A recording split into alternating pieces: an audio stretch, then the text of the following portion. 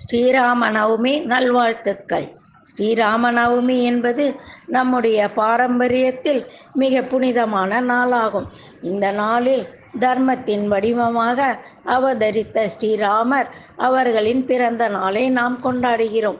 அயோத்தி நகரில் தசரத மகாராஜாவுக்கும் கௌசல்யா தேவிக்கும் பிறந்தவர் ஸ்ரீராமர்.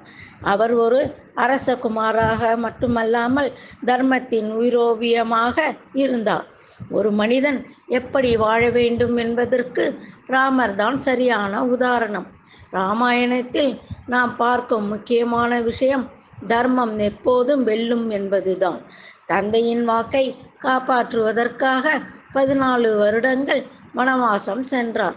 அதுவே அவரின் பணிவு, கட்டுப்பாடு, பாசம் ஆகியவற்றை காட்டுகிறது. சீதாதேவியை மீட்டெடுக்க ராவணனை வென்றார். அது வெறும் போராட்டம் அல்ல, அது நன்மைக்கும் தீமைக்கும் இடையிலான போராட்டம். இறுதியில் நன்மைதான் வென்றது. ஸ்ரீராமர் நமக்கு கற்றுக் கொடுப்பது நேர்மை, பொறுமை, பாசம் மற்றும் கடமையை உணர்த்துவது. இந்த ஸ்ரீராம நவமி நாளில் நாம் என்ன செய்ய வேண்டும்? ராம ஜபத்தை ஜபிக்க வேண்டும். ஸ்ரீராம் ஜெயராம் ஜெய ஜெயராம் என்று மனதில் சொல்லிக்கொண்டே இருக்க வேண்டும்.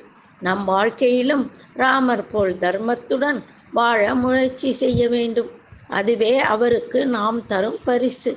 இன்று ஸ்ரீராம நவமி தினத்தில் ஸ்ரீராமபிரான் நமக்கு ஆரோக்கியம், அமைதி, சந்தோஷம் வழங்க வேண்டும் என்று பிரார்த்திப்போம். ஜெய்